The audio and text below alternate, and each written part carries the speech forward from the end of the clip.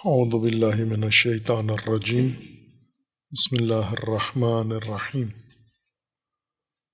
اللہم وفقنا لما تحب وترضى واجعل عاقبۃ امورنا خیرا ولا تکلنا الی انفسنا طرفۃ عین ابدا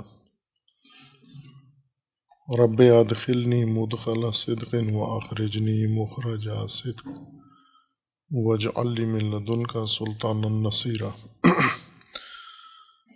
سورہ مبارکہ بقرہ آیات کریمہ۔ ومن الناس من یقول آمنا باللہ وبالیوم الآخر وما هم بمؤمنین یخادعون اللہ والذین آمنوا وما یخدعون الا انفسهم وما یشعرون فی قلوبہم مرض فزادہم اللہ مرضا وَلَهُمْ عَذَابٌ عَلِيمٌ بِمَا كَانُوا يَكْذِبُونَ۔ وہ طبقہ جو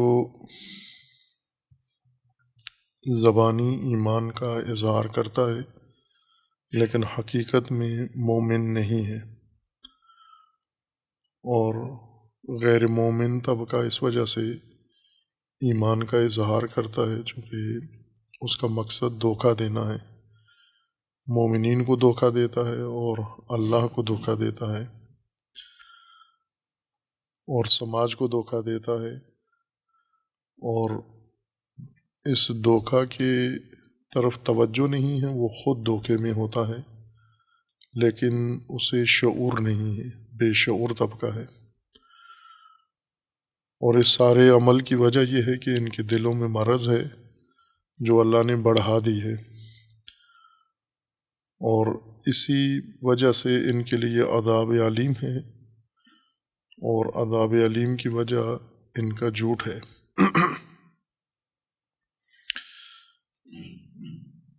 ان کی بنیادی خرابی قرآن کریم نے دل کی بیماری قرار دی ہے۔ فی قلوبہم مرض فزادہم اللہ مرضا۔ دل چونکہ فہم کی قابلیت کا نام ہے، ادراک کی صلاحیت کا نام ہے، روح کے اندر، نفس کے اندر، اس کی بھی صحت و سلامتی اور بیماری جسم کی مانند ہے۔ جیسے جسم انسان کے وجود کا ایک پہلو ہے، ایک حصہ ہے، مرحلہ ہے، اور جسم زندہ ہے، اس کے اندر صحت بھی ہے، سلامتی و اسی طرح صحت کے مقابلے میں مرض و بیماری بھی ہے۔ انسان کا نفس اور روح بھی ایسے ہی ہے، فرق فقط جسمانیت اور غیر جسمانیت کا ہے۔ جسم کی بیماریاں انسان کافی حد تک سمجھتا ہے، بیماری کا معنی بھی سمجھتا ہے، بیماری کے مصادیق کو بھی انسان سمجھتا ہے، بیماری کے نتائج اور آثار بھی انسان سمجھتا ہے۔ کچھ جسم کی صحت اور بیماری کا مطلب اور مصادیق انسان معلومات کے ذریعے سے سمجھتا ہے، اور کچھ حصہ صحت، سلامتی، صحت اور بیماری کا تجربے سے، مشاہدے سے انسان کو حاصل ہوتا ہے، جو خود اس پہ گزرتا ہے، بیماری سے بھی گزرتا ہے، صحت مند بھی رہتا ہے، اور مختلف طرح کی بیماریاں مختلف جسمانی حصوں میں انسان محسوس کرتا ہے اور ان کو تجربہ کرتا ہے۔ اسی طرح نفس اور روح کی بیماریاں بھی ہیں اور صحت بھی ہے، اور وہ بھی انسان کی حقیقت ہے، لیکن اس تجربے کو انسان شعور نہیں رکھتا۔ جسم کے حالات کو انسان جانتا ہے، اس جاننے کو بھی جانتا ہے کہ مجھے علم ہے، لیکن بعض اوقات انسان کسی چیز کو جانتا ہے اور اسے یہ نہیں معلوم کہ میں جانتا ہوں، یعنی جاہل مرکب ہے جو نہیں جانتا اور نہ جاننے کو بھی نہیں جانتا۔ ایک جاہل ہے جو کسی چیز کو جانتا ہے لیکن اپنے جاننے کو نہیں جانتا، یہ بے شعور کہلاتا ہے۔ اور جو نہیں جانتا کسی چیز کو لیکن یہ جانتا ہے کہ میں نہیں جانتا، یہ جاہل بسیط ہے۔ اس کے اندر ایک جہالت ہے کہ میں حقیقت کو نہیں جانتا، ایک جہالت یہ ہے کہ حقیقت کو نہیں جانتا اور اپنی جہالت کو بھی نہیں جانتا، یہ جاہل مرکب ہے۔ اور ایک جاہل وہ ہے جو جانتا ہے لیکن یہ نہیں جانتا کہ میں جانتا ہوں، مجھے علم ہے، اس علم کا علم نہیں ہے اس کو، یہ بے شعور انسان ہوتا ہے۔ جسم کے بارے میں ہم کافی حد تک جانتے ہیں، نہ مکمل، کافی حد تک جانتے ہیں، یا اپنی بیماری یا اپنے ارد گرد کے افراد کی بیماری ہمارے مشاہدے سے گزرتی ہے، ہمیں اس کے بارے میں آگاہی حاصل ہو جاتی ہے اور اس کے اثرات، نتائج بھی ہمیں معلوم ہو جاتے ہیں۔ جیسے انسان کا جب پیٹ خراب ہوتا ہے، ہاضمہ خراب ہوتا ہے، تو عموماً چونکہ غذا صحیح طریقے سے کھائی نہیں جاتی اور ہاضم بھی نہیں ہوتی، تو جسم میں ناتوانی آ جاتی ہے۔ جب انسان کو اسہال ہو جاتے ہیں یا قے ہوتی ہے، وہ غذا ہاضم کے عمل سے نہیں گزرتی، ہاضم ہوئے بغیر جسم سے نکل جاتی ہے، یا قے کی صورت میں یا اسہال کی صورت میں جسم کو غذائیت نہیں پہنچتی، نتیجتاً پورا جسم کمزور ہو جاتا ہے۔ یہ کمزوری انسان محسوس کرتا ہے اپنے اندر بھی، اور اپنے ساتھ اگر کوئی اس بیماری میں مبتلا ہو اسے بھی محسوس کرتا ہے انسان۔ لیکن خود جب انسان نفسانی بیماری میں مبتلا ہو یا اس کا ساتھی نفسانی بیماری میں مبتلا ہو، چونکہ نفس خود ہے اس لیے یہ تو نہیں کہہ سکتے کہ نہیں جانتا، آگاہ نہیں ہے، آگاہ ہے لیکن آگاہی کے بارے میں آگاہ نہیں ہے، اسی کو بے شعوری کہتے ہیں۔ یہ انسان شعور نہیں رکھتا کہ اپنے اندر جو کچھ اس کے موجود ہے اس کی طرف متوجہ نہیں ہے، اپنے اندر جو چیز حاضر ہے اس کو نہیں جانتا، آگاہ نہیں ہے یہ انسان۔ ان میں سے جو اہم بیماریاں ہیں انسان کو نفسانی طور پر لاحق ہوتی ہیں، سب سے موذی و مضر بیماریاں جو انسان کی صلاحیت ادراک اور فہم پر عارض ہو جاتی ہیں، یعنی امراض قلبی جس کو قرآن نے یہ نام دیا ہے، دل کی بیماریاں۔ یہ ممکن ہے بلا واسطہ دل ہی میں پیدا ہوئی ہوں، یعنی انسان کی قوت فہم میں، اور ممکن ہے نفس کے کسی اور پہلو سے یہ بیماریاں لاحق ہوئی ہوں، لیکن ان کا نتیجہ فہم پر پڑا ہے، انسان کے ادراک پر پڑا ہے۔ کچھ بیماریاں بلا واسطہ فہم کو متاثر کرتی ہیں، کمزور کر دیتی ہیں، اور کچھ بیماریاں بالواسطہ یہ اثر چھوڑتی ہیں، لیکن دونوں دل کی بیماریاں ہیں۔ قرآن کریم نے متعدد آیات میں اس موضوع کو پیگیری کی ہے، مکمل طور پر تفہیم کیا ہے، متوجہ کیا ہے کہ دل کی بیماریوں کے نتائج انسان میں کیا ہوتے ہیں۔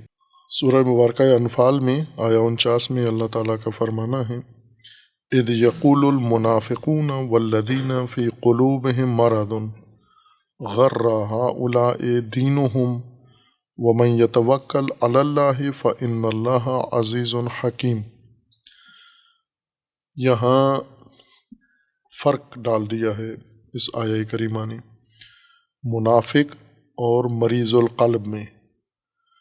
اذ یقول المنافقون والذین فی قلوبہم مرض،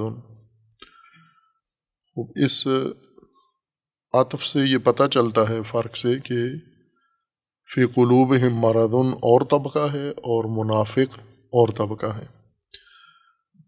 بعض اوقات یہ دونوں چیزیں اکٹھی ہو جاتی ہیں، بیمار دل انسان اور نفاق اکٹھے ہو جاتے ہیں، یا نفاق ایک خود بڑی مرض ہے، بیماری ہے دل کی، منافقت، لیکن مصداقی طور پر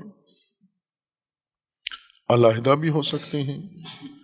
یعنی منافق چونکہ نفاق رکھتا ہے تو خواہ نخواہ یہ مریض القلب ہے، لیکن وہ طبقہ جو منافقت میں شمار نہیں ہوتا، یعنی منافق وہ ہے جو ایمان نہیں رکھتا، ایمان کا اظہار کرتا ہے، یہ منافق ہے۔ مریض القلب ممکن ہے دونوں کیفیتوں میں ہو، منافق ہو یعنی ایمان نہیں رکھتا اور ایمان کا اظہار کرتا ہے، جیسے سورہ بقرہ کی آیہ کریمہ میں بیان کیا گیا ہے کہ ان کے بارے میں دونوں صفات ذکر کر دی گئی ہیں۔ وَمِنَ النَّاسِ مَن يَقُولُ آمَنَّا بِاللَّهِ وَبِالْيَوْمِ الْآخِرِ وَمَا هُمْ بِمُؤْمِنِينَ، مومن نہیں ہیں لیکن مومن ہونے کا دعویٰ رکھتے ہیں، یعنی منافق ہیں۔ چونکہ نفاق ایمان کی بنیاد پر دیکھا گیا ہے کہ ایمان نہ ہو اور ایمان کا اظہار کرے، یہ منافقت ہے۔ لیکن بعض اوقات ایسے نہیں ہوتا، انسان جو کچھ ایمان رکھتا ہے اور ایمان کا اظہار بھی کرتا ہے، یعنی مومن ہے، قلبی طور پر انسان مومن ہے، اعتقادی طور پر مومن ہے، نہ کہ ایمان نہیں ہے اور ایمان کا دعوے دار ہے، بلکہ واقعاً مومن ہے، اللہ کی ذات پر اس کا حقیقی ایمان ہے، آخرت پر اس کا حقیقی ایمان ہے، قرآن پر اس کا حقیقی ایمان ہے، اور دیگر متعلقات ایمان جنہیں قرآن کریم نے بیان کیا ہے اس پر اس کا ایمان ہے۔ یہ ایمان ہونا دلیل نہیں ہے کہ بیمار نہیں ہے۔ جیسے ایک انسان واقعاً مومن ہے لیکن جسمانی طور پر بیمار ہے، جسم مریض ہے اس کا۔ ایمان اور امراض میں تنافی نہیں ہے، یوں نہیں ہے کہ یا انسان مومن ہوگا یا مریض ہوگا، ممکن ہے مومن بھی ہو اور مریض بھی ہو جسمانی طور پر۔ اسی طرح یہ بھی ممکن ہے کہ انسان مومن ہو اور ساتھ ہی قلبی مریض ہو، نفسانی طور پر مریض بھی ہو، بیمار بھی ہو انسان۔ جیسے جسم میں بیماری ہو سکتی ہے، ایمان کے ساتھ اکٹھی ہو جاتی ہے، نفسانی بیماری بھی ایمان کے ساتھ اکٹھی ہو جاتی ہے۔ اس صورت میں ظاہر ہے جب نفس انسان کا بیمار ہے، ذہن بیمار ہے، فہم بیمار ہے، ایمان بھی کمزور ہوگا، یعنی اعلیٰ درجے کا ایمان نہیں ہے۔ اگر ایمان اعلیٰ مراتب کا ہے تو پھر تو بیماری نہیں ہے، یہ خود دلیل ہے کہ بیماری نہیں ہے۔ جب بیماری کے ساتھ ایمان ہے تو خواہ نخواہ وہ ایمان بھی ضعیف ایمان ہے یا کمزور ایمان ہے، جیسا کہ قرآن کریم میں بھی اور روایات میں بھی ذکر ہوا ہے کہ کچھ ایسے لوگ ہیں جو ایمان کمزور ہے، ان کا ضعیف ہے، ناتوان ایمان ہے۔ اس آیہ کریمہ میں دونوں طبقات علیحدہ ذکر کر دیے گئے، یعنی یہ دو گروہ ہیں۔ فرض کریں مدینہ میں یہ دو گروہ تھے، ایک جن کے دلوں میں بیماری ہے اور ایک منافقین۔ دونوں کا عمل یا دونوں کی سوچ ایک ہے۔ منافق ہو انسان تو بھی ایسے ہی سوچتا ہے، اور اگر دل بیمار ہو انسان کا، ذہن بیمار ہو تو بھی یہی سوچتا ہے۔ وہ یہ ہے کہ غر ہؤلاء دینہم، مومنین کے بارے میں گمان کرتے ہیں کہ یہ دین کی وجہ سے دھوکے میں ہے، انہیں ان کے دین نے دھوکے میں رکھا ہے، دین نے دھوکہ دیا یا دین کی وجہ سے دھوکہ کھا گئے ہیں۔ وَمَن يَتَوَکَّلْ عَلَى اللَّهِ فَإِنَّ اللَّهَ عَزِیزٌ حَکِیم۔ اور بعد میں اللہ تعالیٰ نے یہ اپنا ایک قانون بیان فرما دیا ہے کہ جو اللہ پر توکل کرتا ہے وہ ذات عزیز و حکیم ہے۔ دل جب بیمار ہوتا ہے اس کی ایک کیفیت یہ ہوتی ہے کہ جیسے پیدائشی طور پر بعض لوگ غبی پیدا ہوتے ہیں، ڈل پیدا ہوتے ہیں، یعنی سمجھ پیدائشی طور پر ہی کمزور ہوتی ہے ان کی۔ پیدائش کے جو مراحل ہیں اس میں کوئی خلل ہے، یعنی ماں باپ ان کے ایسی بیماریوں میں مبتلا ہیں کہ وہ بیماری بچے میں منتقل ہو گئی ہے وراثتی طور پر، جسمانی بیماریوں کی طرح۔ کچھ چیزیں ایسی ہیں جو ماں باپ میں ہوں تو بچوں میں منتقل ہو جاتی ہیں، کچھ بیماریاں ایسی ہیں جو ماں باپ ہیں تو صحت مند ہیں لیکن ان کے جو جسمانی خصوصیات ہیں وہ آپس میں تناسب نہیں رکھتی۔ اگر وہ خصوصیات ایک جیسی ہو جائیں، متخالف ہونی چاہیے۔ ماں باپ کی خصوصیات مختلف ہونی چاہیے، ان کے اندر یکسانیت نہیں ہونی چاہیے۔ اگر یکسانیت ہوئی بچے معیوب پیدا ہوں گے پیدائشی طور پر۔ خلقت کا نظام یہ ہے کہ مختلف خصوصیات کے حامل ماں باپ ہوں، صحت مند ہوئے اور ان کی خصوصیات جسمانی ایک دوسرے سے ملتی جلتی ہوئیں تو یہ ان کے بچے حتماً بیمار ہوں گے یا اختلالات کے ساتھ پیدا ہوں گے۔ بعض اوقات ہم دیکھتے بھی ہیں کچھ بچے خاص قسم کی شکل و صورت والے، جس خاندان میں بھی پیدا ہوں وہ خاص قسم کی شیپ شکل ان کی بن جاتی ہے، ایسے لگتا ہے یہ سارے بہن بھائی ہیں جبکہ وہ الگ الگ ماں باپ کے ہاں پیدا ہوئے ہیں۔ ان کو عموماً ایک ذہنی عارضہ بھی ہوتا ہے، ذہنی طور پر معذور ہوتے ہیں، ناتوان ہوتے ہیں، ذہن ان کا صحیح مکمل خلقت میں ہی مکمل نہیں ہوا، ناقص رہ گیا ہے۔ اب جوں جوں پرورش پاتے ہیں تو وہ بیماری بھی بڑھتی جاتی ہے ساتھ ساتھ۔ کچھ بچے ہیں جو اس حد تک نہیں ہوتے لیکن کم استعداد والے ہوتے ہیں پیدائشی طور پر، ان کی صلاحیت سمجھنے کی، سیکھنے کی، پڑھنے کی، سمجھنے کی بہت کم ہوتی ہے، دوسرے معمول کے بچوں سے کم ہوتی ہے۔ یہ بھی ایک ذہنی یا فہم کا قلبی ایک عارضہ ہے۔ اور کچھ ایسے ہوتے ہیں جو اس لحاظ سے سالم ہیں، یعنی فہم ان کی مکمل ہے، سالم ہے اور سمجھتے بھی ہیں، اچھا سمجھتے ہیں، معمول کے مطابق سمجھتے ہیں، لیکن یہی جب بڑے ہو جاتے ہیں یہ بچے جو مثلا اسکول پڑھتے ہیں تو اچھا پڑھتے ہیں، اسکول کے سارے مطالب دروس سمجھتے ہیں، امتحان اچھا دیتے ہیں، نمبر اچھے لیتے ہیں، لیکن جب بلوغ کی عمر کو پہنچتے ہیں اور ہدایت کا ان کا مرحلہ شروع ہوتا ہے، یہ وہاں پر بیمار دل ثابت ہوتے ہیں۔ ان کے اندر علمی صلاحیت ہوتی ہے، ذہین ہوتے ہیں، تیز ہیں، حافظہ بھی قوی ہے ان کا، یعنی فہم کے جو نفسانی تقاضے ہیں وہ سارے موجود ہیں ان کے اندر، لیکن اسی کو اگر ہدایت پیش کی جائے اس کے لیے آمادہ نہیں ہے، ہدایت لینے کے لیے تیار نہیں ہوتا۔ اور یہ بھی ایک بڑی جمعیت ہے، تھوڑے نہیں ہیں۔ آج کے موجودہ نسل میں ایسے افراد جو معمولات کو بہت اچھا سمجھتے ہیں، دروس بہت اچھے پڑھتے ہیں، امتحان اچھے لیتے ہیں، تعلیم میں اچھی کارکردگی دکھاتے ہیں، باقی اپنا نفع نقصان فائدہ بھی بہت اچھے طریقے سے سمجھتے ہیں، لیکن ہدایت جب ان کے سامنے آتی ہے وہاں پر یہ فہم ان کی جواب دے جاتی ہے، یہاں نہیں سمجھتے کچھ بھی، چونکہ فہم کے جو عوارض ہیں وہ فقط صلاحیت و قابلیت، بنیادی قابلیت میں منحصر نہیں ہے۔ بعض اوقات بنیادی قابلیت ہے فہم کی، لیکن اس فہم کو جہت بھی چاہیے ہوتی ہے، زاویہ بھی چاہیے ہوتا ہے، انداز بھی سوچنے کا چاہیے ہوتا ہے۔ جیسے ہم ایک علم پڑھتے ہیں، جانتے تو سب لوگ ہیں نام اس کا، لیکن پڑھتے کم ہیں، اور جو پڑھتے ہیں وہ بھی عمل میں اس علم کی مراعات نہیں کرتے۔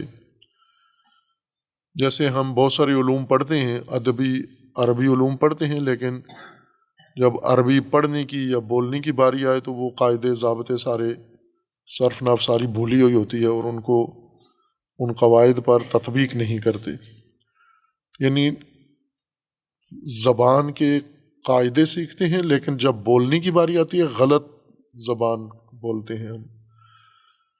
جیسے اردو پڑھے ہوئے ہیں، اردو کے امتحان دیے ہوئے ہیں، اردو لازمی مضمون ہے، لیکن یہی جو اردو پاس ہیں یہ جب اردو لکھنے یا بولنے کی باری آتی ہے غلط لکھتے ہیں، املا غلط لکھتے ہیں، ہجا غلط لکھتے ہیں اور تلفظ غلط کرتے ہیں، جملہ غلط بناتے ہیں، قواعد کے مطابق نہیں بناتے۔ بائیں کی تعلیم حاصل کی ہوئی ہے انہوں نے زبان کی۔ اسی طرح ایک علم دیگر ہے جس کا نام منطق ہے، علم منطق، یہ ہمیں سوچنا سکھاتا ہے، صحیح سوچنا۔ صرف و نحو اور قواعد زبان ہمیں صحیح بولنا سکھاتے ہیں۔ ہم زبان کے قواعد پڑھ کے بھی غلط بولتے ہیں، عربی کے قواعد پڑھ کے عربی غلط بولتے ہیں، اردو کے قواعد پڑھ کے اردو غلط بولتے ہیں، اور دیگر زبانیں جنہیں ہم شوق رکھتے ہیں ان کے قوانین پڑھ کر بھی غلط بولتے ہیں ہم۔ یعنی جب موقع آتا ہے ان قوانین کے استعمال کا، وہاں نہیں ان کو استعمال نہیں کر سکتے ہم۔ کیوں نہیں کرتے؟ کیا غباوت ہے، غبی ہیں، یہ بیمار ہیں، پیدائشی طور پر ناقص الخلقت ہیں یہ بچے؟ نہ، جو غلط بولتے ہیں۔ اور کیا جب قواعد زبان کے پڑھ رہے تھے تو سمجھ نہیں آئے تھے؟ مکمل سمجھ آئے تھے۔ ذہین ہیں یہ بچے، یہ افراد، اور ان کے اندر صلاحیت بھرپور ہے، قابلیت بھرپور ہے، لیکن ان کی فہم کا ایک اور پہلو بیماری کا شکار ہے۔ اسی طرح ہم علم منطق پڑھتے ہیں۔ علم منطق ہمیں صحیح سوچنا سکھاتا ہے کہ کس طرح آپ نے سوچنا، صحیح کیسے سوچتے ہیں آپ۔ وہ بعض لوگ یہ پڑھتے ہیں علم منطق اور پڑھاتے بھی ہیں اور معروف ہو جاتے ہیں، منطق کے استاد یا منطق کے شاگرد یا مؤلفین میں سے ہو جاتے ہیں، معلمین منطق میں سے ہیں۔ لیکن یہی افراد جب سوچ کی باری آتی ہے تو سوچتے بہت ٹیڑھا ہیں، غلط سوچتے ہیں۔ یہی منطق پڑھے ہوئے اور منطق پڑھانے والے بھی سوچ غلط ہے، ان کی سوچنے کا انداز ان کا ٹھیک نہیں ہے۔ خوب اسی طرح جو بیماری عارض ہوتی ہے فہم کو، قلب کو، یا تو وہ صلاحیت کمزور ہو گئی، ذہانت ہی کم پڑ گئی ہے، جیسے پہلی دو مثالیں تھیں، لیکن بعض اوقات اس پہلو سے کمزوری نہیں ہے، بلکہ سوچنے کا زاویہ غلط ہے، سوچنے کی جہت غلط ہے، سوچنے کے معیارات غلط ہیں، ترازو غلط ہیں انسان کے پاس۔ جن معیاروں پہ انسان پرکھتا ہے وہ غلط اس نے اختیار کیے ہوئے ہیں۔ بیماری نے اس کی دماغی صلاحیت کمزور نہیں کی، بیماری نے اس کے خلیات، اعصاب کمزور نہیں کیے، وہ بھرپور ہیں۔ بیماری نے اس کا حافظہ کمزور نہیں کیا، اور چونکہ جب یہ درس پر لکھتا ہے، پڑھتا ہے، تو بہترین لکھتا پڑھتا ہے، لیکن یہی جب اس کو دوسرے پہلو سے دیکھیں تو اس کی سوچ کا انداز غلط ہے، معیارات غلط ہیں، اس کے حقائق سامنے ہوتے ہوئے بسا اوقات یہ ان حقائق کو نہیں سمجھتا، چونکہ اس کے سوچنے کا انداز صحیح نہیں ہے۔ یہ پیمانہ غلط ہے، اس کے پاس ترازو اس نے غلط بنایا ہوا ہے، جس پر حقائق کو تولتا ہے، سمجھتا ہے، پرکھتا ہے، یہ غلط ہے اس کے پاس۔ یہ بھی ایک بیماری ہے، یہ بھی قرآن نے اس کو بھی امراض قلبی میں ہی شمار کیا ہے، اور بیشتر جن کو قرآن بیمار کہہ رہا ہے وہ پہلا درجہ نہیں ہے، جو پیدائشی طور پر ناقص فہم لے کر پیدا ہوتے ہیں، جو نہ ہدایت و نہ غیر ہدایت، وہ کسی چیز کو نہیں سمجھتے۔ وہ بچے جو شاید نہ رشتہ داری سمجھتے ہیں، نہ بہن بھائیوں کے ساتھ رشتہ کیا ہے وہ بھی نہیں سمجھتے، ان کے احساسات ضرور ہوتے ہیں ان کے اندر، ان احساسات سے وہ تشخیص دے لیتے ہیں، لیکن اپنی فہم استعمال کر کے کسی چیز کو تشخیص نہیں دے سکتے۔ جو کچھ کر رہے ہوتے ہیں حیوان کی طرح احساسات اور غرائز کی مدد سے زندگی گزار رہے ہیں، لیکن انہیں سوجھ بوجھ نہیں ہے۔ مثلاً انہیں بھوک لگتی ہے، بھوک فہم قلب سے اس کا تعلق نہیں ہے، غریزہ سے اس کا تعلق ہے۔ وہ پیغام لے لیتے ہیں کہ مجھے بھوک لگی ہے، یا نیند آئی ہے، یا پانی پینا ہے، کھانا کھانا ہے، لیکن جہاں پر اس کو اپنا ذہن استعمال کر کے کسی چیز کو سمجھنا ہے، تشخیص دینا ہے غریزہ سے ہٹ کر، وہ ان کے لیے مقدور نہیں ہے۔ یہ مکمل طور پر دوسروں پر منحصر ہوتے ہیں کہ دوسرے ماں باپ یا دوسرے افراد ان کا خیال رکھیں۔ اور ایک جو بیماری ہے وہ یہ ہے کہ ہوش کم ہے، حافظہ کم ہے۔ وہ خلل نہیں ہے کہ صرف غریزے کی مدد سے زندگی گزار رہے ہوں، ان کے اندر صلاحیت ہے سوچنے کی، لیکن کم ہے، دوسروں کی نسبت کم ہے، حافظہ کمزور ہے، حافظے میں کوئی چیز رکھتے ہیں پھر جلدی ہی ان کے حافظے سے نکل جاتی ہے یہ چیز، یا کسی چیز کو سمجھنے کی کوشش لگتے ہیں، زیادہ وقت لگتا ہے ان کو۔ بعض ذہین تیز ہیں، پہلی دفعہ ہی اشارے میں مطلب کو سمجھ جاتے ہیں یہ ذہین۔ اب یہی جو اشاروں میں مطلب سمجھتے ہیں، درس اچھا سمجھتے ہیں، مطالعہ اچھا کرتے ہیں، ہدایت کے مقابلے میں آ کر یہ مریض ثابت ہوتے ہیں، چونکہ انہوں نے جو موازین اختیار کیے ہوئے سوچنے کے، پیمانے بنائے ہوئے ہیں اور معیارات بنائے ہوئے ہیں، موازین جو مقرر کیے ہوئے ہیں وہ غلط ہیں، ان کی وجہ سے یہ، اور وہ موازین بھی ان کے ذہن میں ہے، پس ان کی بیماری در حقیقت ان وجوہات کی وجہ سے ہے۔ لہٰذا بہت سارے لوگ جو تعلیمی دنیا میں بہت اچھی کارکردگی ادا کرتے ہیں، دکھاتے ہیں، یہی ہدایت کے میدان میں صفر ہوتے ہیں۔ مثلا انہیں اگر کوئی فنی تعلیم دینی ہو، سیکھنی ہو، کوئی مہارت عملی انہوں نے سیکھنی ہو، فوراً سیکھ لیتے ہیں۔ مثال کے طور پر یہ گاڑی چلانی ہو ان کو تو ڈرائیونگ بہت اچھی سیکھ لیتے ہیں، لیکن جب سڑک پہ نکلتے ہیں ڈرائیونگ کرتے ہوئے یہاں پر نافہم اور مریض القلب ظاہر ہوتے ہیں۔ ڈرائیونگ کی مہارت ان کی دوسروں سے زیادہ ہے، بڑے بڑے لوگوں سے بہترین گاڑی سمجھتے ٹھیک ہیں، سنبھالتے ٹھیک ہیں، اس کو چلاتے بہترین ہیں، لیکن جب سڑک پہ نکلتے ہیں جہاں پر باقی ٹریفک بھی ہے اور دوسرے لوگ بھی گاڑیاں چلا رہے ہیں، وہاں پر جہاں اس کو رکنا ہے وہاں نہیں رکتا۔ یہی ماہر انسان، دوسروں سے بہتر ڈرائیو کرنے والا، جہاں اس کو رکنا ہے نہیں رکتا، جہاں چلنا ہے نہیں چلتا، جہاں نہیں مڑنا وہاں سے مڑ جاتا ہے، اور جہاں سے مڑنا ہے اس کو نہیں مڑتا، جہاں گاڑی کھڑی نہیں کرنی وہاں کھڑی کر لیتا ہے، سپیڈ جہاں کم کرنی ہے وہاں زیادہ رکھتا ہے، جس سائیڈ سے دوسری گاڑیوں کو اس نے آگے گزرنا ہے، سبقت لینی ہے، اس کا خیال نہیں رکھتا، غلط سمت سے جاتا ہے، یا پیچھے آنے والی گاڑی جو راستہ اس نے اس کا روکا ہوا ہے وہ اس سے راستہ مانگ رہا ہے، اپنی لائٹیں آن کر کے یا ہارن دے کے، اس سے یہ راستہ ان کو نہیں دیتا۔ اب یہ انسان مہارت کے لحاظ سے دیکھیں تو بہت اعلیٰ مہارت رکھتا ہے، گاڑی چلانے کا فن اس کے پاس ہے، ہنر اس کے پاس ہے، لیکن روڈ پہ گاڑی چلانا قانون کے مطابق، ضوابط کے مطابق، دستور کے مطابق، اخلاقیات کے مطابق، دوسروں کے حقوق کے مطابق، یہ اس کے لیے ممکن نہیں ہے یا نہیں کر پا رہا۔ یہ بھی بیماری کی وجہ سے ہے، ایک قلبی بیماری ہے، نفسانی بیماری ہے اس کے اندر۔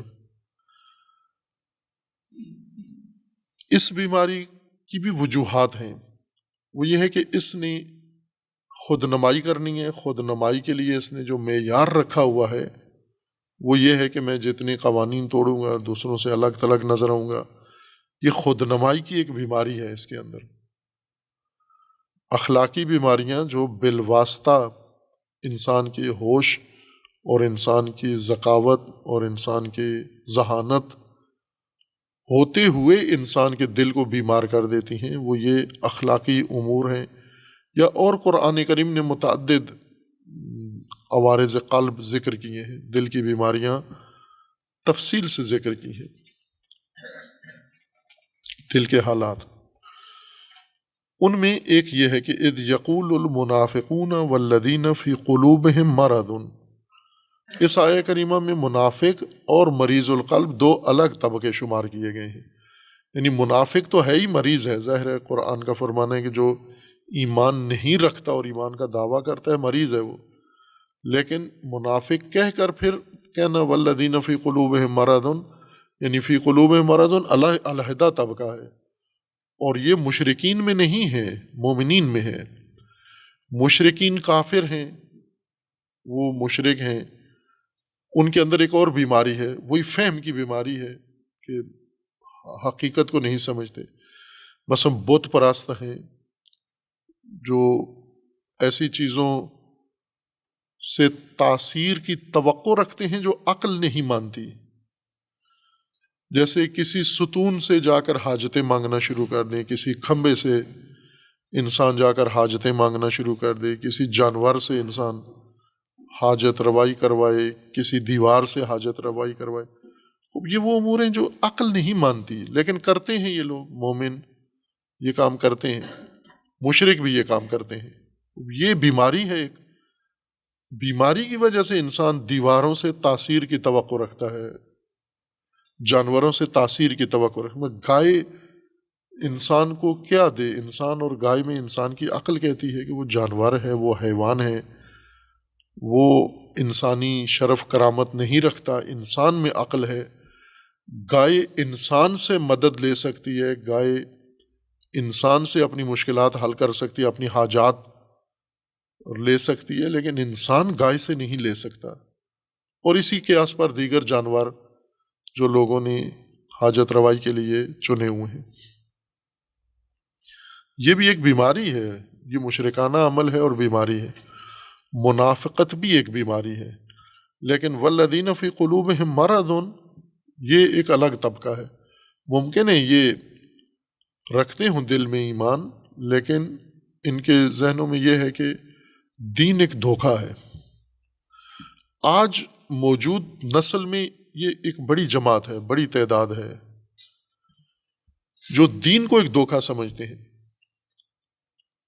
آپ کے تعلیمی اداروں میں، یونیورسٹیوں میں پڑھانے والے اور پڑھنے والے نہ کسی تحقیق کے نتیجے میں، مطالعہ کے نتیجے میں کہ انہوں نے دین شناسی کی ہے، تمام ادیان عالم کو انہوں نے پڑھا ہے، ان کی تاریخ پڑھی ہے اور اس میں انہیں دھوکہ نظر آیا ہے. ایسا نہیں ہے. سنی سنائی، دیکھا دیکھی، تقلیداً یا خود نمائی کے لیے، اپنے آپ کو متجدد بنانے کے لیے، فیشن کے طور پر یہ کہنا کہ دین صرف ایک دھوکہ ہے. یہ تعلیم یافتہ نسل وہ اس بیماری میں مبتلا ہے کہ دین ایک دھوکہ ہے. یعنی ان کے دلوں میں بیماری ہے. وہ بیماری یہ نہیں ہے کہ ان کو سبق سمجھ نہیں آتا. ظاہر یونیورسٹی میں پڑھتا ہے، ڈاکٹر ہے، پی ایچ ڈی کیا ہوا ہے اور اس کے پاس طالب علم ہے، وہ طالب علم بھی اسی جیسے ذہین ہے، اس طرح غباوت نہیں ہے ان کے اندر، لیکن بیمار ہیں. یہ کیوں بیمار ہیں؟ چونکہ دین کو دھوکہ سمجھتے ہیں. یہ ابھی آپ کے موجودہ نسل میں، پوری دنیا میں اور آپ کے ملک میں ایک بڑی جمعیت ہے یہ جو سیکولر ہیں. یہ جتنے سیکولر ہیں یا جلی کھلا سیکولرزم ہے ان کے اندر، یا مخفی سیکولرزم ہے ان کے اندر. مخفی سیکولرزم ہمارے علماء میں بھی ہے، یعنی جن کے اندر چھپا ہوا ہے، اظہار نہیں کرتے، پڑھے ہوئے دین ہیں لیکن ہیں سیکولر لوگ ہیں.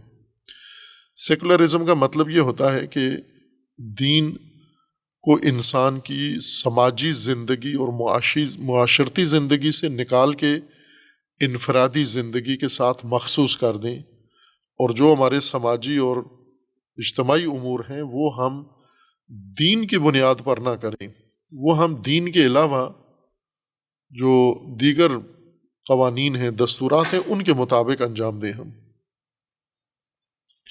یہ سیکولر طبقہ ہے، یہ بیمار ہیں. قرآن انہی کو کہہ رہا ہے، اور انہی کا یہ کہنا ہے کہ دین ایک دھوکہ ہے. کیوں سیکولر ہوئے ہیں؟ چونکہ وہ کہتے ہیں کہ دین یہ کام نہیں کر سکتا، سماجی رہنمائی نہیں کر سکتا، سیاسی نظام نہیں بنا سکتا، معیشت دین نہیں چلا سکتا، دین کے اندر اتنی صلاحیت نہیں ہے. یہ جو کہہ رہے ہیں کہ غرّ ہؤلاء دینہم، یہ دوسرے لوگ مومنین کو کہتے ہیں یہ دین نے ان کو دھوکہ دیا ہے. یعنی دین کو ہی دھوکہ سمجھتے ہیں اور دینداروں کو دھوکہ خوردہ، فریب خوردہ سمجھتے ہیں کہ دین کے فریب میں آئے ہوئے لوگ. کیوں؟ چونکہ دین کو نعوذ باللہ یہ فریب سمجھتے ہیں. یہ کیوں سمجھتے ہیں؟ فی قلوبہم مرض، یا منافق ہیں یا بیمار دل ہیں یہ. وَمَن يَتَوَكَّلْ عَلَى اللَّهِ فَإِنَّ اللَّهَ عَزِيزٌ حَكِيمٌ. لیکن جو اللہ پر اعتماد کرتا ہے، بھروسہ کرتا ہے، توکل کرتا ہے، اس کے لیے خدا عزیز ہے و حکیم ہے، یعنی دھوکہ نہیں ہے، اور وہ درست راہ پر ہے، اور اس کا اعتماد ہے اللہ کی ذات پر، بھروسہ ہے اللہ کی ذات پر، کہ توکل کے معنی میں انشاءاللہ اس کی وضاحت کریں گے توکل کیا چیز ہے۔ سورہ توبہ آیا 125 میں بیمار دلوں کے متعلق اللہ تعالیٰ کا فرمانا ہے، آیا 125 سورہ توبہ میں، وَأَمَّا الَّذِينَ فِي قُلُوبِهِم مَّرَضٌ فَزَادَتْهُمْ رِجْسًا إِلَىٰ رِجْسِهِمْ وَمَاتُوا وَهُمْ كَافِرُونَ۔ خوب، ان کے بارے میں یہاں جیسے آیا سورہ بقرہ ہے کہ فی قلوبہم مرض فزادہم اللہ مرضا، کہ اس کی تفسیر کی تھی، وجہ بیان کی تھی، مرض بڑھتی کیسے ہے، کیونکہ مرض ایک خلل ہے، فساد ہے اعتدال ختم ہونے کے نتیجے میں، اور جب بھی تعادل کسی چیز کا توازن کسی رکن سے کسی جز کے نتیجے میں کم پڑ جائے تو وہ بیماری یا وہ خلل فساد کہلاتا ہے۔ فساد کی ذات میں بڑھنا ہے، فساد ایک جگہ رکتا نہیں ہے۔ مثالیں دی تھیں کہ اگر انسان کا ایک خلیہ جسم کا بیمار ہو جائے تو یہ بیماری اس ایک خلیہ واحد میں نہیں رہے گی، سنگل سیل میں، بلکہ ساتھ کے جتنے اس کے خلیات ہیں وہ سارے بیمار ہو جائیں گے، چونکہ فساد کی ذات میں پھیلنا اور بڑھنا شامل ہے۔ اصلاح ایسے نہیں ہے، صلاح میں یہ قانون نہیں ہے۔ وہاں اگر کسی چیز میں اصلاح ہو گئی ہے تو وہ اصلاح رکی رہے گی، اس کے جوار میں موجود جز یا فرد وہ نہیں اصلاح پائے گا۔ مثلا ہم کسی بھی سماج کو مد نظر رکھیں، ایک طالب علم اگر اصلاح پا گیا ہے، دوسرا اس کو دیکھ کر یا اس کے ساتھ رہنے کی وجہ سے نہیں اصلاح پائے گا، بلکہ اصلاح کو دوسرے میں ایجاد کرنا پڑے گا، اس کو فاعل کی ضرورت ہے۔ برعکس اگر ایک طالب علم ہے، فرض کریں فاسد ہو گیا ہے، دوسرا یقیناً فاسد ہوگا، چونکہ یہ فساد اس کی ذات میں نہیں رکے گا، یہ فساد اس کی ذات سے نکل کے آگے پھیلے گا۔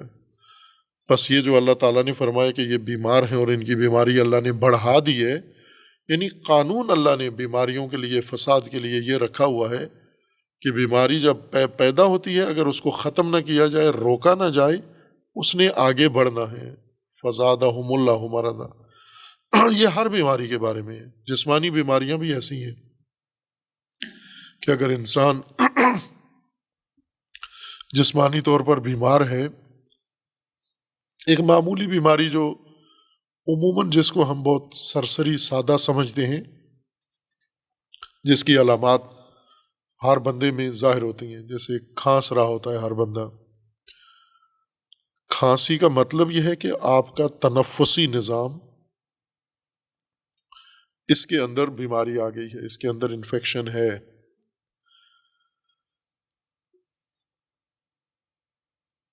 ہر شعبے میں، یا گلا درد کرتا ہے آپ کا، یہ اس کی دلیل یہ کہ عفونت آپ کے اس مجرا میں، اس راستے میں پیدا ہو گئی ہے، گلے میں۔ کھانسی بھی علامت ہے، نزلہ بھی ایک علامت ہے، بخار بھی ایک علامت ہے۔ یہ علامتیں ہیں، یہ بیماریاں نہیں ہیں۔ کھانسی بیماری نہیں ہے، بیماری کی وجہ سے کھانسی ہوتی ہے۔ بخار خود بیماری نہیں ہے، بخار بیماری کی وجہ سے ہے، بدن کا درجہ حرارت بڑھ جاتا ہے، اور عموماً ان کو ہم اتنا سنجیدہ نہیں لیتے، معمولی سا بخار ہے، معمولی سی کھانسی ہے۔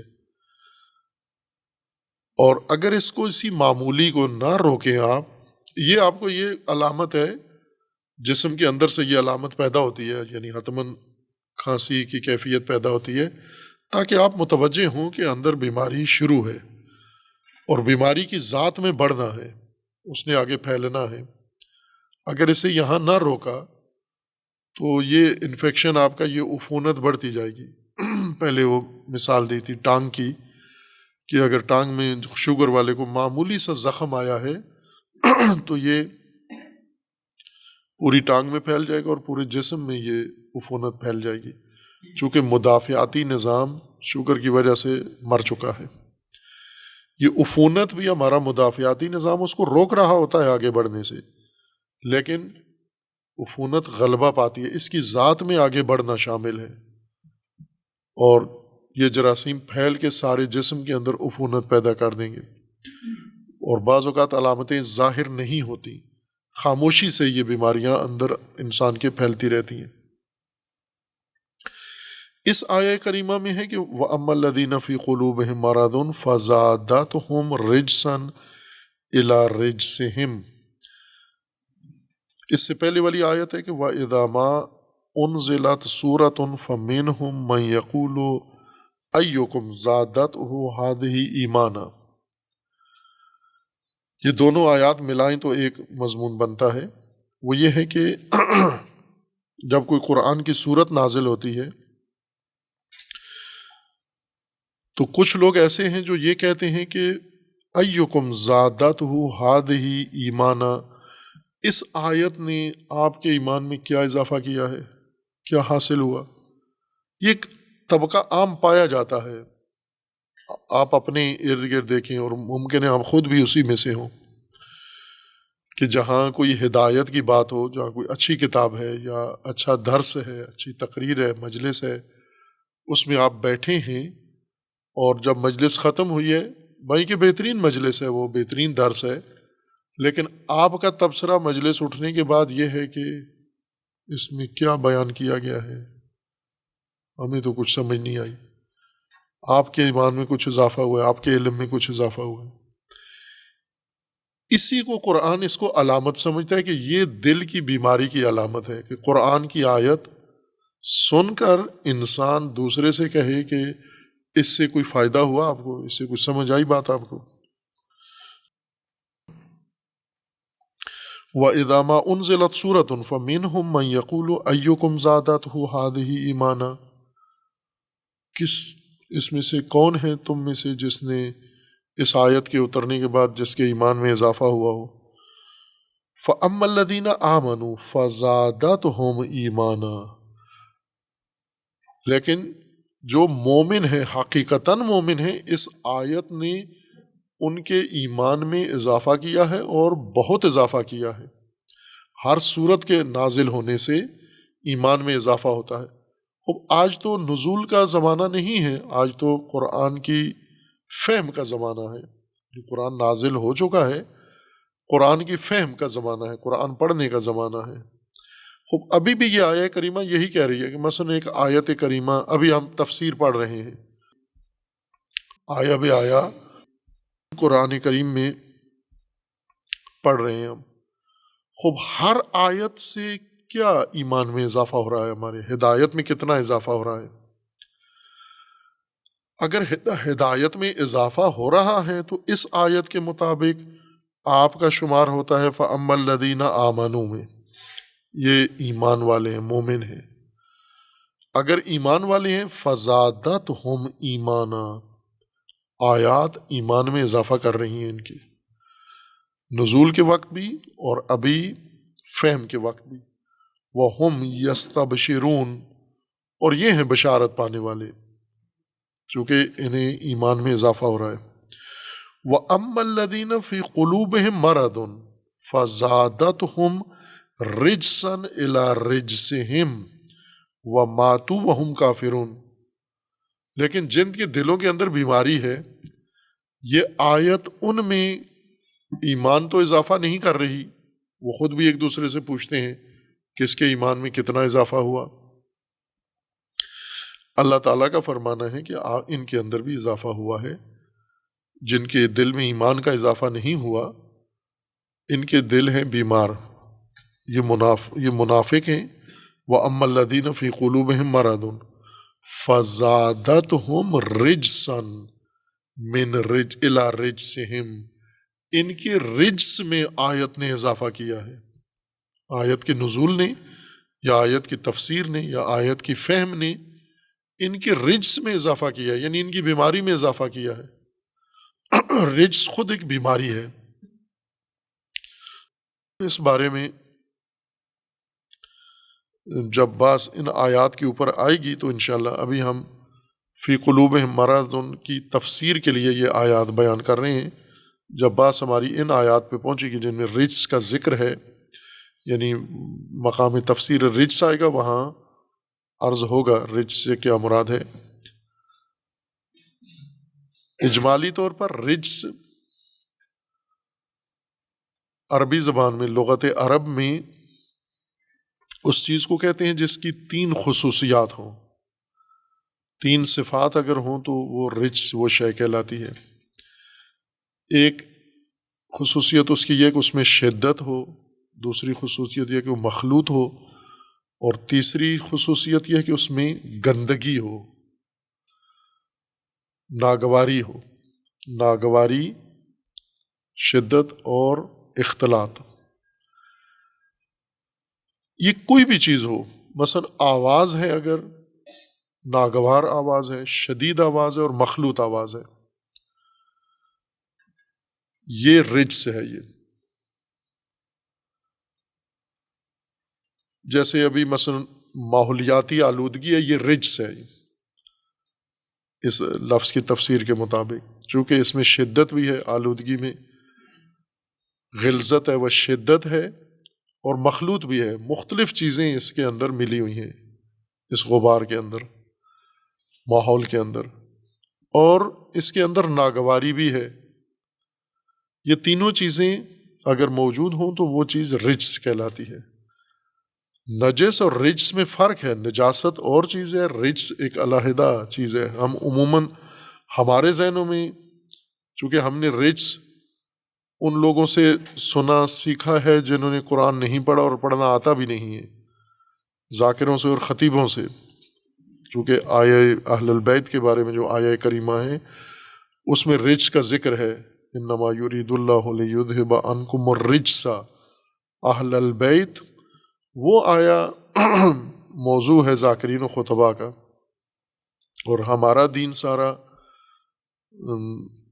جس طرح علامہ اقبال نے اپنے نظم میں کہا ہے کہ تیرا دین خریدا کافری،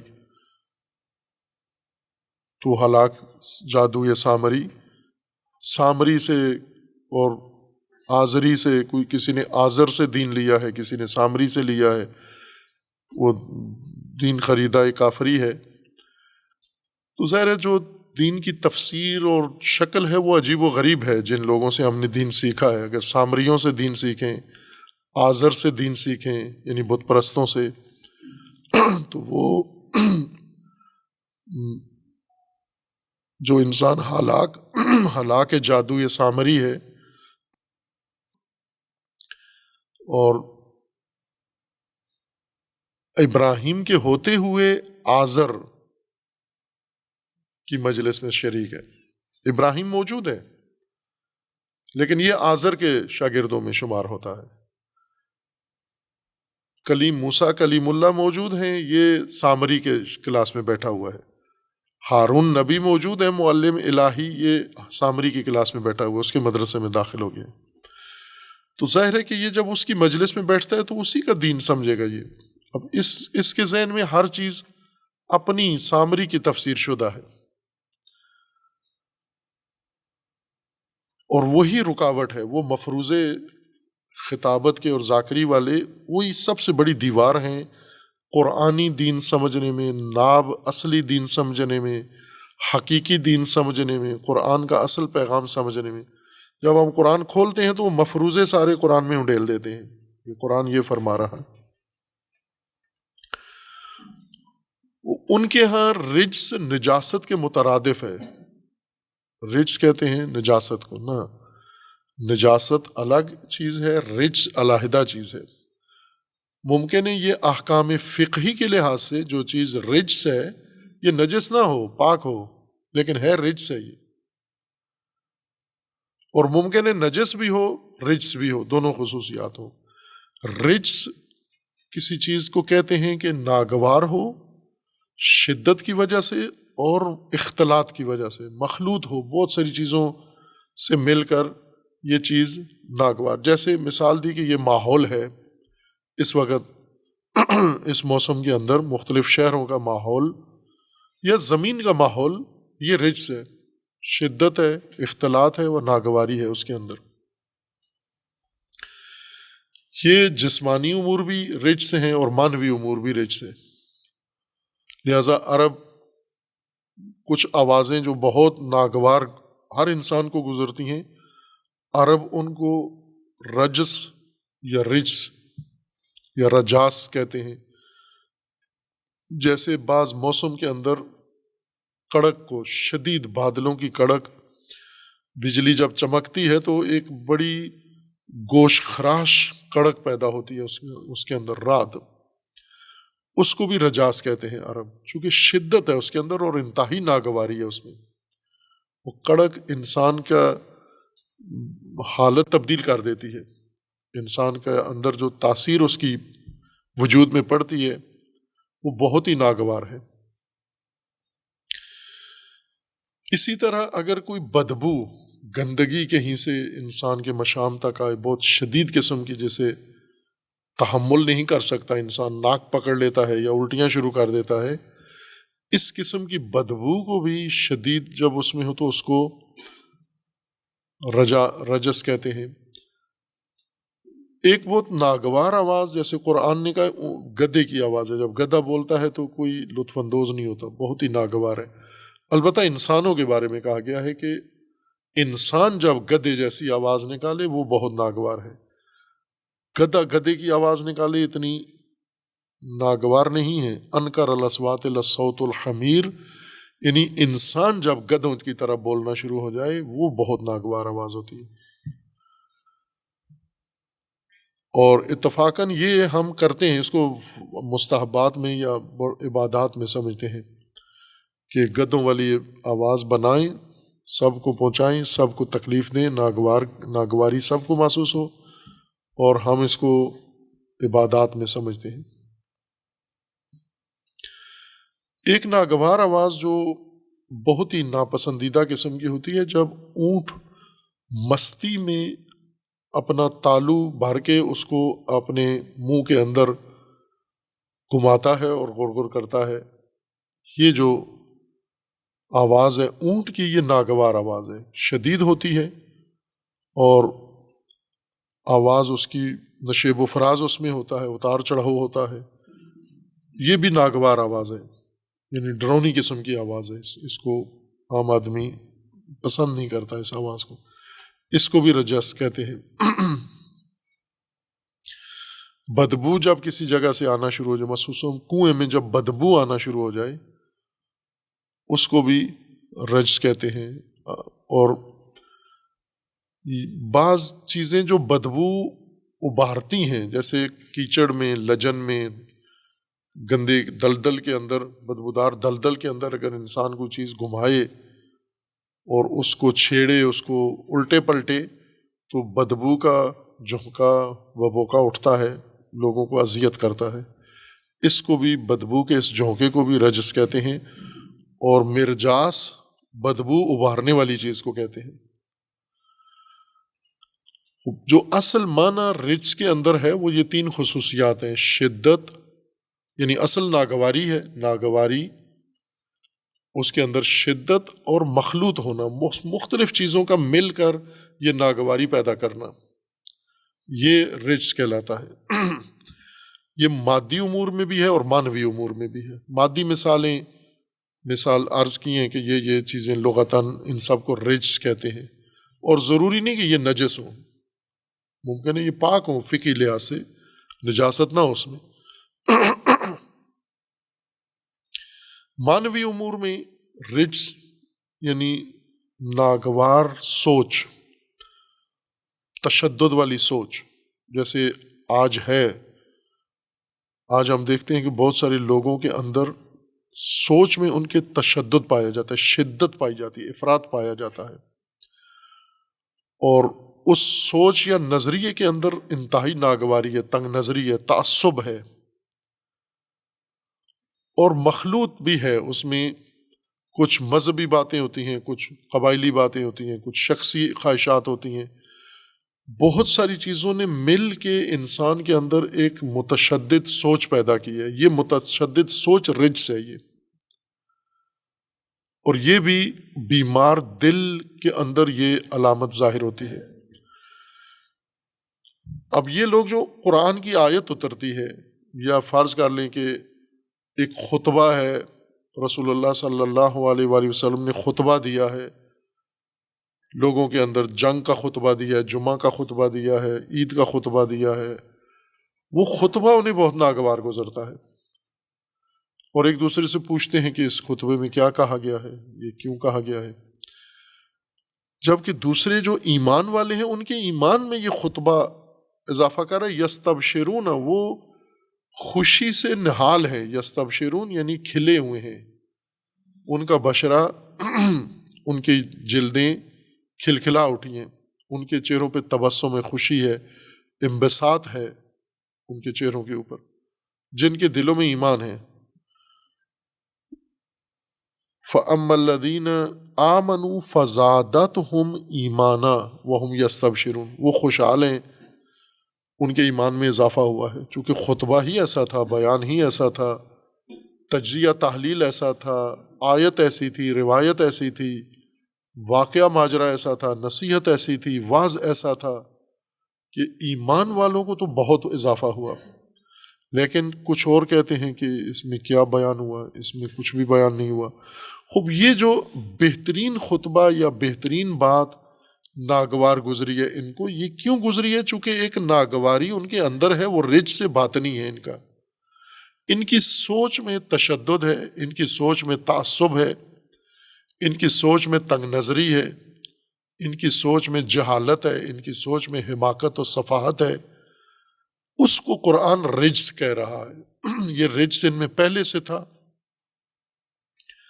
اور قرآن کی آیت نے کیا کام کیا؟ ان کے رجس کو ہلا دیا۔ جیسے کوئی لکڑی لے کر بدبودار کیچڑ کو چھیڑتا ہے، الٹ پلٹ کرتا ہے تو اور زیادہ بدبو ابھرتی ہے۔ آیت کریمہ گویا اس لکڑی کی طرح ہو گئی، ان کے دلوں میں گئی، دل رج سے بھرے ہوئے تھے، اور اس نے ان کی اس گندگی کے اندر آیت کریمہ نے ایک ہلچل مچا دی، اور اس سے مزید ان کے احساسات، ان کے مرجوس احساسات مزید بھڑک اٹھے۔ یہ بعض اوقات کسی بات سے، کسی صحیح بات سے اہل رجس کے جذبات بھڑک اٹھتے ہیں، ان کے اندر ایک ہلچل ہو جاتی ہے۔ اس کو قرآن فرما رہے کہ آیت کریمہ آئی ہے ہدایت کے لیے، لیکن جن کے دلوں میں بیماری ہے فَأَمَّا الَّذِينَ فِي قُلُوبِهِم مَرَضٌ فَزَادَتْهُمْ رِجْسًا إِلَىٰ رِجْسِهِمْ وَمَاتُوا وَهُمْ کافرون، یہ مریں گے، کافر ہی مریں گے، یہ کبھی بھی ہدایت نہیں پائیں گے، چونکہ ان کی بیماری کی نوعیت ایسی ہے، اس نے انہیں سمجھنے نہیں دینا۔ چونکہ دل صحت مند ہوگا، سالم ہوگا تو یہ ہدایت سمجھیں گے۔ جب رجس نے، بیماری نے دل پہ ہی ان کے قبضہ کر لیا ہے اور دل کو ہی خراب کر دیا ہے، اب بے شک آیات اتریں اللہ تعالیٰ کی، کلام خدا اترے، کلام رسول اللہ ہو، کلام ائمہ ہو، کلام اہل البیت ہو، یہ کلام کتنا ہی مؤثر ہو، علماء کا ہو، ان کے اوپر کسی چیز کا اثر نہیں ہونا، بلکہ ہر ہدایت کی بات سے یہ رجس میں ہی ان کے، اور رجس اگلیں گے، بدبو نکالیں گے۔ ابھی بھی ایسے ہیں، کسی بھی جگہ سے اگر کوئی وہ بات سنتے ہیں ہدایت کی درست بات، ان کے رجس میں بدبودار قسم کا ایک تعفن اٹھتا ہے، اور وہ بات ان کے باطنی رجس کو جا کر ہلا دیتی ہے، پھر بدبو نکالتے ہیں۔ وہ بدبو ان کی بات سے، ان کے کسی تبصرے سے، ان کے کسی کلپ سے وہ بات ساری، وہ بدبو ساری باہر معاشرے میں آ جاتی ہے۔ وَإِذَا مَا أُنزِلَتْ سُورَةٌ نَظَرَ بَعْضُهُمْ إِلَىٰ بَعْضٍ هَلْ يَرَاكُم مِّنْ أَحَدٍ ثُمَّ انصَرَفُوا صَرَفَ اللَّهُ قُلُوبَهُمْ بِأَنَّهُمْ قَوْمٌ لَا يَفْقَهُونَ، یہ اسی سے مربوط آگے ذیل بھی ہے۔